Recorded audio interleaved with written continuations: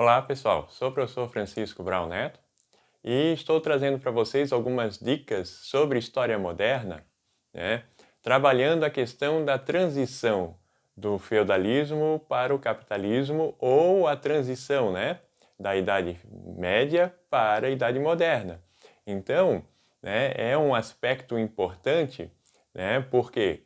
Porque nós temos nesse período, né, da Idade Moderna, do século XV ao século XVIII, a passagem exatamente do período de uma economia feudal para uma economia capitalista. Então, esse é o processo de transição. Por isso que nós vamos encontrar também o nome pré-capitalismo para a Idade Moderna, né? Então, é um aspecto importante. Eu estou trazendo aqui para vocês algumas referências, né, que podem nos ajudar para a gente estudar, não só estudar a Idade Moderna e a transição do feudalismo para o capitalismo, mas também para organizar nossas aulas, que são referências interessantes para uso, principalmente na sala de aula, no ensino fundamental e médio, né? Então, estou trazendo aqui, por exemplo, o livro, né, de Theo Santiago, que é, né, do feudalismo ao capitalismo, né? Que Theo Santiago aqui vai fazer uma leitura, né, da transição. Então, lembrando que é um livro que traz uma perspectiva do materialismo histórico, né, esse livro da editora Contexto, e ele vai trazer aqui, por exemplo, a evolução do sistema feudal europeu, que traz essa questão, né, para a gente, e vai trazer, que é do Charles Parain, né, a transição do feudalismo ao capitalismo, que é um texto do Pierre Vilar, né, uma discussão histórica do feudalismo ao capitalismo, né, a crise geral da economia europeia no século XVII, que é um texto do Eric Hobsbawm, então é uma referência muito interessante para a gente.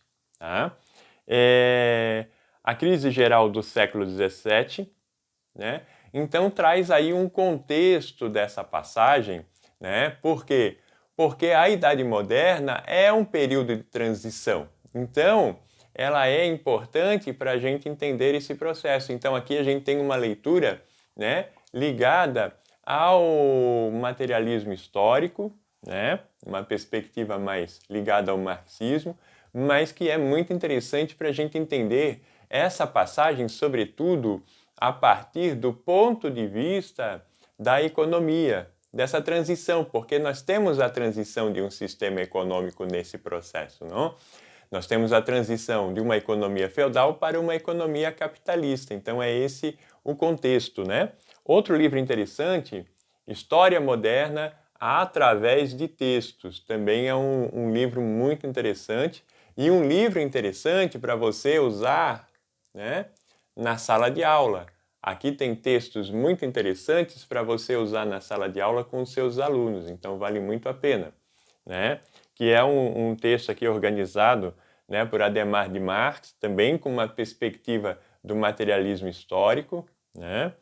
Flávio Beruti e Ricardo Faria. Então é um texto clássico já, ele traz aqui algumas fontes, alguns documentos, então é muito interessante essa leitura, né? Porque aqui ele vai trazer um contexto mais geral. Então vai trazer textos sobre a expansão marítima, sobre o conceito de modernidade, que para alguns historiadores começa no século XV, né? Como, por exemplo, o livro de Marshall Berman, Tudo que é Sólido Desmancha no Ar, traz essa questão da modernidade, né? Advinda a partir do século XV, né? Tudo que é sólido desmancha no ar, uma aventura da modernidade, né? Então, é um texto, um outro livro que eu já sugiro para vocês, mais para a nossa formação mesmo, né?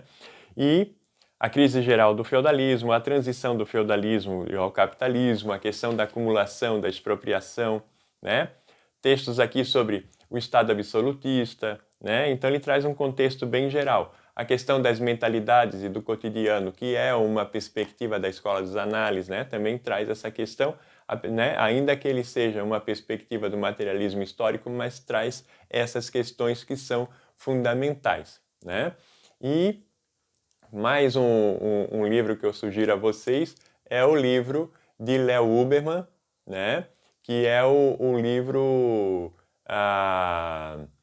o História da Riqueza do Homem, de Léo Huberman também, que é um livro muito bom para você usar em sala de aula, né? Por quê? Porque os textos são claros, são textos que nos ajudam muito a trabalhar na sala de aula devido à linguagem, ok? Então são essas as sugestões que eu trago a vocês, né? Espero, né, ter contribuído de alguma forma com essas referências para não só para o estudo da história moderna, mas também para vocês poderem organizar suas aulas no ensino fundamental e médio, ok? Um grande abraço e até mais.